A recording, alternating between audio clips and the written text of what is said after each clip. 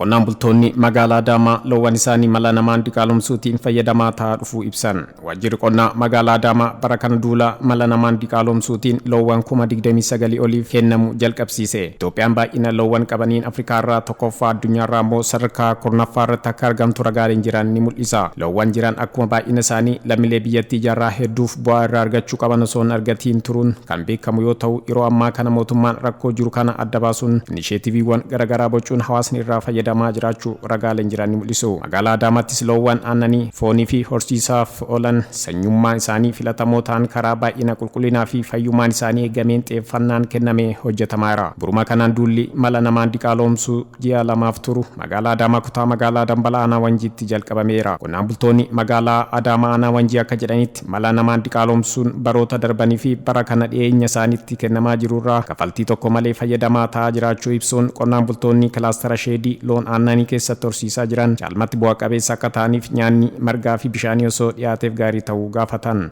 Sanyiis nuun kennanii yoo dhibamanis dhufanii lulaalanii sadeen kennisis sadeenuu dalanii amma kun bu'aa jabbilee sadii argadhe amma moo kun ittuma irraa kaa ittuma aannan fudhachaa irra.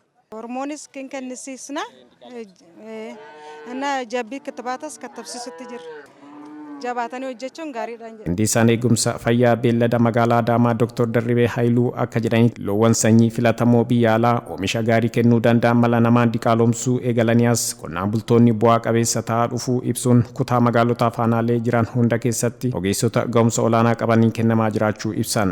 Biyya keechaa karaa sanyii biyya alaatti jijjiirratti gahee guddaa qabataa jechuudha. Naaf amma bakki itti saaqni kana aanaa hundarrattuu kutaa magaalaa hundarrattuu haala kanaan hojjetama. Ogeessota bara baraan leenji'an bakka hundarrattuu ramannee jirra, meeshaalee guutamuu qabu guunnee jirra. Haala akka carraa ta'e hojiin kun hojjetamu teekinooloojiidhaan. Teekinooloojii kana lafa qabsiisuu immoo akkuma laaltu humni namaatis loojistiikni hunduu qophaa'ee hojii kanatti seennee jirra jechaadha. Har'a akkuma labsiin kennameen bakka hundarrattuu ni kennamaa jechaadha. Gaafatamaan waajjira qonnaa bulchiinsa magaalaa Adaamaa obbo Alamuu Qilxuu EBS'if yaada kennanii akka jedhanitti bara kana loowwan 29,000 ol ta'aniif mala namaan diqaalomsuutiin kennamaa jiruun hawaasni magaalicharraa fayyadamaa jiraachuu eeruun iddoo hundatti duulli mala namaan diqaalomsuu ji'a lamaaf kennamu kun cimee itti fufa jedhan. Akka bulchiinsa magaalaa Adaamaattis immoo bara kana loowwan 29,000 ol mala namaatiin hin diqaalomsina jenneet hojjechaa jirra. Kana immoo bifa duulatiin hawaasni keenya irraa barate sosochii uummataa uumuudhaan hojii kana hojjechaa jirra. Inisheetiivii loowwan jiran karaa teekinooloojii ammayyaatiin kilaastara sheedii keessatti oomishaa fi sanyii filatamoo ta'an jabbilee 11,000 ol horachuu fi bu'a qabeessa ta'uuf hojjechaa kan jiranii fi rakkoo kana qonnaan bultoonni nyaata loonii fi bishaanii qaban akka furamuuf ni taasifama jedhan. Horii duraan badhee keessa deemee dheedee galu sana sheeditti fiduudhaan sanyiidhuma inni hawaasni keenya qabu sana dhaabbata isaanii ilaaluudhaan AI kenninee gara horii oomisha guddaa kanatti jijjiiraa deemna. Kanaanis bu'aawwan gurguddoon argamanii jirani. Ammas hojii kanaan immoo bu'aawwan gurguddoo eegnaa jechuumaa fi hojiiwwan baroota darbaniin hojjetaman jabbileewwan hedduun dhalatanii jirani. Bara kanas jabbilee 11,000 ol mala namaatiin akka dhalataniif hojjechaa jirra. Bara darbe naannoo 10,000 oliiti kan dhalatanii. Kana akkaataa kanaan sanyii kana jijjiira oomishaa fi oomishtummaa dabala.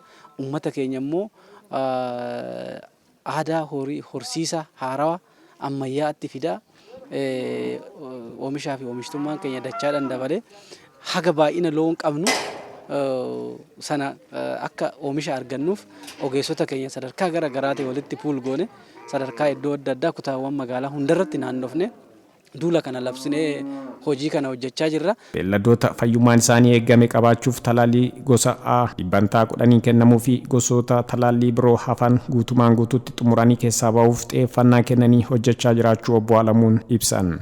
Siizinii kana keessatti amma talaallii gosa A parsantii 100 kenninee jirra jechuudha. Kaataagoriiwwan amma jedhe kanaan parsantii 88 ol xumurree jirra. Waan nu hafte waanuma xiqqaadha.